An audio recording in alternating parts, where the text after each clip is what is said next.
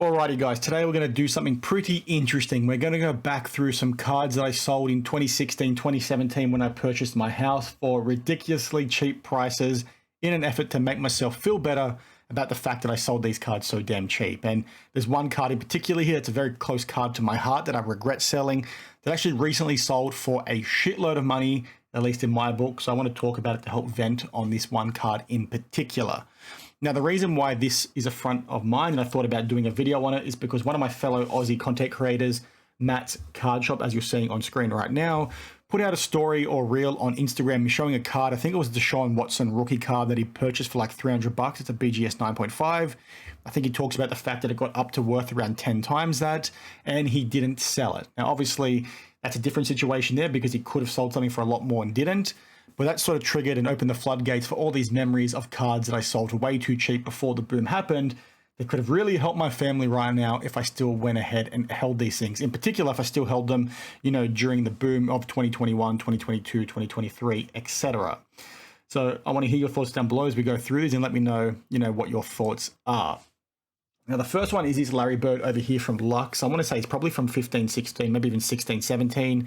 And it is an on-card auto. I think it's out of 25. So I think I won this in a raffle. I didn't hit this in a box myself, but I was entering a lot of Razzes back then, and I would have got this for maybe $10 or $20 because I would have bought one or two spots in the break. And then subsequently sold it when I purchased my property, like I said, to pay off some debt for maybe $200, $300 Australian. Now, this one in particular doesn't look too bad because the recent card prices look like they're selling for around, you know, $200 US. You've got one over here that sold for 406. This is probably shield considering they sold a month apart, but still money that I've clearly left on the table because $200 US is about $300 Australian. So left a little bit there. This one doesn't hurt as much, but it does when you think about the recent purchase I made of a Eminence patch auto of Larry Bird. I paid a heck of a lot more money than this, and I got this for 10 or 20 bucks back then. So I could have had it in my collection, you know, for a much more affordable price, but it is what it is. Obviously, when we're collecting cards, sometimes you do sell too early. The same thing goes with this Magic Johnson over here. There's an on-card auto from NT. Again, probably from 2015-16. We'll see it a second when we look at the card letter price. But again, something that I would have won in a Raz. I don't think I opened any NT back then. Definitely not, because I wouldn't have been able to afford it. So this again probably came from a Raz. Again, I probably would have got it for, you know, $10, $20, $30. I think I sold it for not much more than that, to be perfectly honest with you, because these things weren't worth a whole lot back then.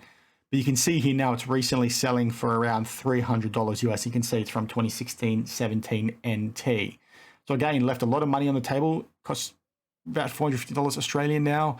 I recently bought a Lux version of Magic Johnson, so the same card as what you're seeing here, but for Magic for around $300 US because I needed to get another one back in my PC. But clearly, you know, I'm happy that I, you know, sold this. And obviously just saw a Steph Curry card there, which again, I'm pretty annoyed that I sold.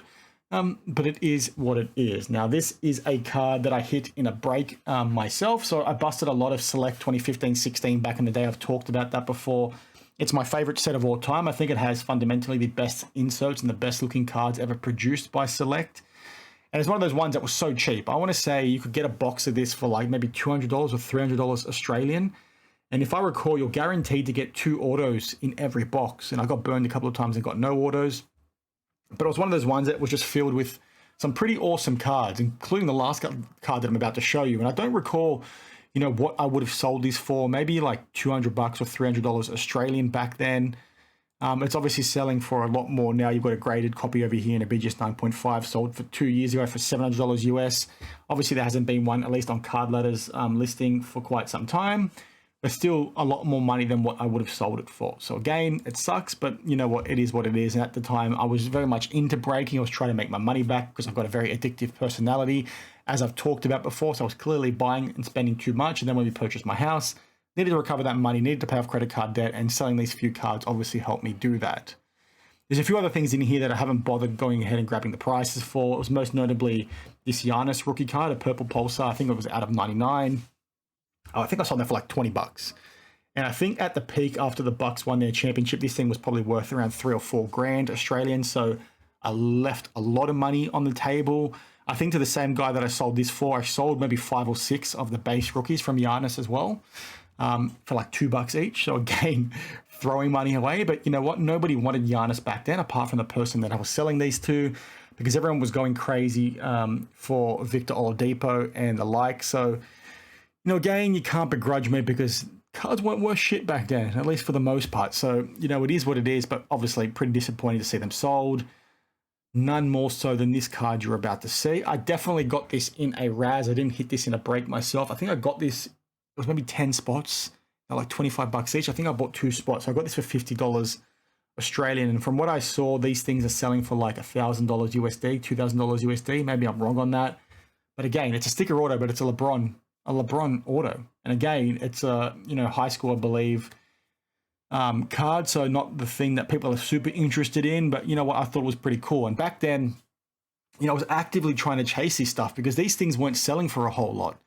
The fact that you could get Larry Bird autos and Magic Johnson autos for like $100 Australian each was crazy to me. And I sort of sat back there thinking at the time, you've got all these, people going crazy for rookie cards of prospects that are never going to amount to anything. The same things you're hearing me talk about now, but I was seeing it back then. So I was like, why would you not want to get a GOAT of an autograph, especially the on-card stuff? So I was actively chasing this sort of stuff. I had all the right intentions in mind. And then when it came time to sort of hold some and have some vindication, I decided to sell it all to pay off the credit card, to pay for the house. Obviously, that's helped in terms of getting the house application and everything. And I'm in a much better position now. So I naturally did the right thing. These are just pieces of cardboard. But you guys get what I'm saying here. Had I held my backbone a little bit more, I could have made a lot more money for my family. But you know what? You got to take some risk, and sometimes you need to sell stuff a little bit early. Now, in terms of the card that hurts the most that I've 100% talked about before, it is this Kobe Bryant over here. It is a patch auto. It was out of 10. I actually hit this in a box of Select. Grayson from Cherry Collectibles hit this for me in 2016 or 2017.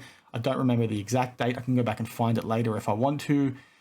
But I had this thing and I was so happy for it. And like, to get a card like this is awesome, right? These are the things you sort of dream about opening in a box of cards or a pack of cards. And to sort of get it, it was awesome, right? And to sort of get a patch or a game used jersey of, Kobe Bryant was unreal. And I was chuffed and held on to this for a long, long time. I didn't sell this one straight away. I sold it a lot later.